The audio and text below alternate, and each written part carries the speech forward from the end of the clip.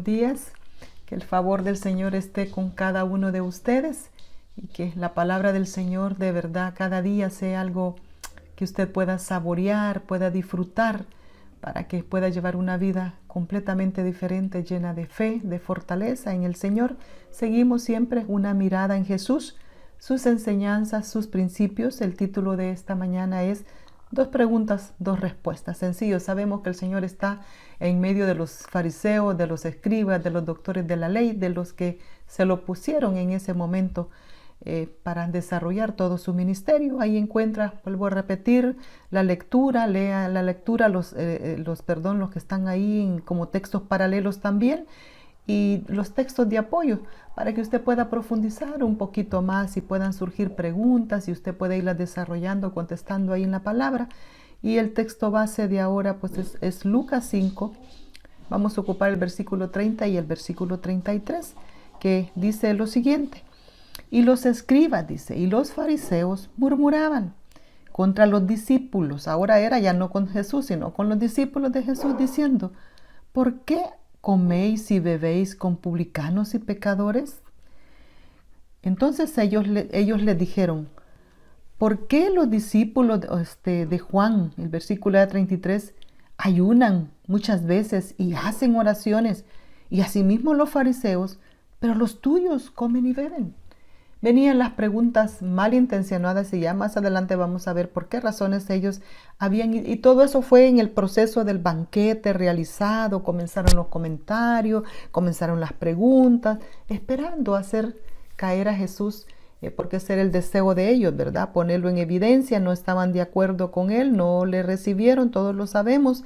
Entonces vienen las preguntas capciosas: ¿y por qué tal cosa? ¿Y por qué lo otro? Entonces la respuesta de Jesús fue simple y sencillo: yo no he venido por los justos, sino por los pecadores. Y eso es lo más tremendo, que ellos no estaban conscientes que también eran pecadores, que no había justo ni aún uno. Entonces no entiendo si la Escritura, a todo lo largo, lo que ellos tenían en mano en ese momento, es lo mismo que se nos plasma en el Nuevo Testamento, los mismos principios, los mismos lineamientos, los cuales nosotros deberíamos de saber que no hay justo ni aún uno. Solo Dios, decía nuestro Señor Jesucristo. Entonces todos somos pecadores.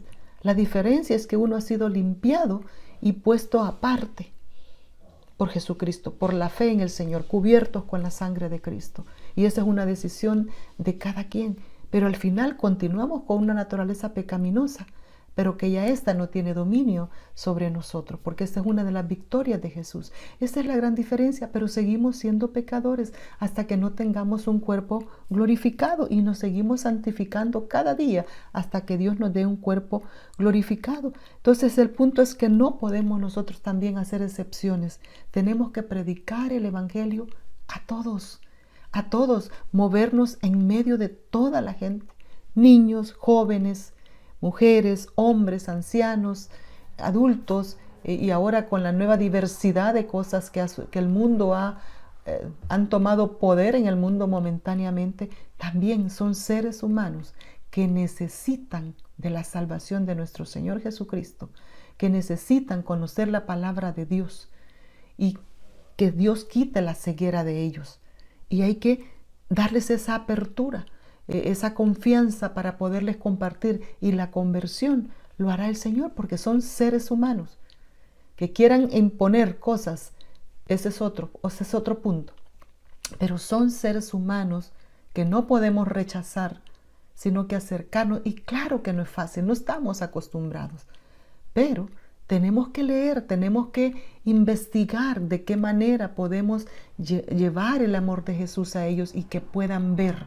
No consentir su pecado, no convivir con su pecado, pero sí podemos mostrarle bíblicamente. Ya cada quien decidirá. Entonces no podemos hacer esa excepción con quien sea de esa situación, o sea porque son alcohólicos.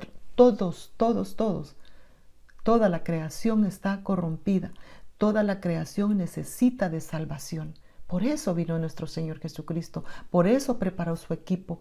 Y por eso seguimos preparando, nos preparamos y seguimos preparando y nos seguimos preparando para que otros también hagan esa misma labor. Entonces Jesús les respondió correctamente. Luego le hacen la otra pregunta: ¿por qué los discípulos de Juan ayunan y tú no? Yo no entiendo, sigo sin entender. ¿No leyeron que Juan era el personaje que iba a preparar el camino para el Mesías?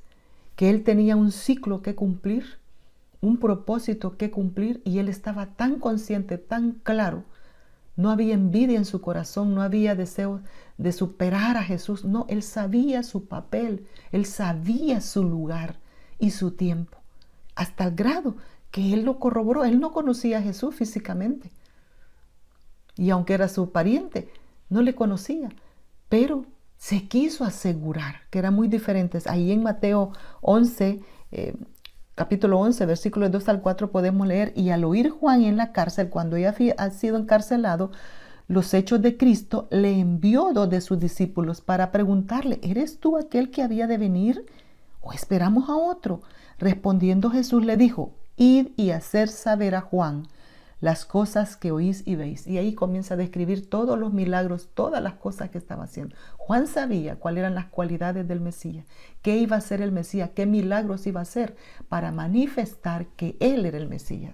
Ahí surgieron, para eso eran los milagros, para que los que estaban ciegos, para que todas aquellas personas que no conocían de Jesús le pudieran recibir, fueran abiertos sus ojos. Tenían un propósito especial. En ese momento, cuando él escuchó eso, ahí terminó su papel. Por eso ya estaba en la cárcel y de ahí fue decapitado. Entonces él ahí inmediatamente, el Señor Jesús supo que Juan estaba allá, dijo: ahora es mi momento, ahora comienza mi ciclo. Es como una de relevos. Aquí termino yo y aquí continúas tú, siempre para una meta final. Entonces el Señor Jesús, ante la pregunta, les refiere 2 parábolas. Una les dice cómo alguien que se está recién casado se va a ir a la guerra y dejar a su esposo. Estando ahí lo van a aprovechar, obviamente, lo van a aprovechar. Y él era ese esposo, él estaba ahí, entonces ellos no tenían necesidad hasta que él no estuviera.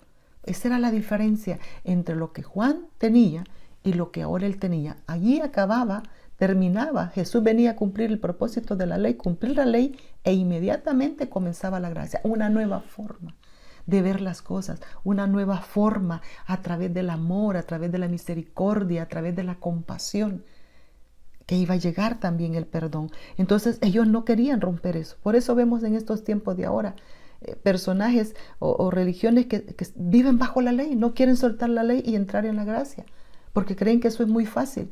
Entonces todo tiene un principio y un final. Y sabemos que la ley fue hecha eso, para darnos a conocer el pecado, para evidenciar el pecado. Ahí lo podemos leer en Gálatas 3, para evidenciar el pecado y llevarnos al arrepentimiento y llevarnos a Cristo para que fuésemos justificados por la fe en Jesús. Ahí lo puede leer en Gálatas. Entonces, ¿qué aprendo? Que no puedo hacer acepción de persona, que debo de relacionarme con la gente para llevarles la palabra de salvación a pesar de la murmuración de los religiosos. Que Jesús cumplió la ley y comenzó una nueva dispensación, la de la gracia, y debemos de dejar aquello que ya está viejo, no unir lo viejo con lo nuevo. Y ahí lo explicó el Señor Jesús. Ahí les puso lo del vino también. Él era el vino nuevo, él era el odre nuevo.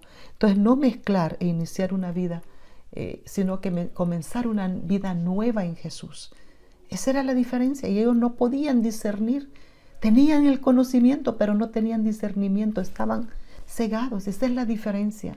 Por eso usted puede ver a veces personas que tienen conocimiento, pero son frías, son duras, son rígidas, porque el discernimiento no está ahí. Entonces tenemos que trabajar todo para tener ese discernimiento, y tenemos que conocer la Biblia, tenemos que conocer el contexto para poder discernir correctamente. No es fácil. Entonces tenemos que auxiliarlos de los que conocen, de los que nos pueden conducir y guiar. Unos tienen más talentos que otros en asimilar, en ver más allá, pero ahí está el Espíritu Santo de Dios para decirle: Señor, abre mis ojos para que pueda ver las maravillas de tu ley, ahí en el Salmo. Entonces, mi amigo, mi hermano, usted tiene la oportunidad. Ay, disculpe que me tome más del tiempo, me emociono y son 5 minutos y yo voy por el 10. Que Dios me lo bendiga a cada uno de ustedes.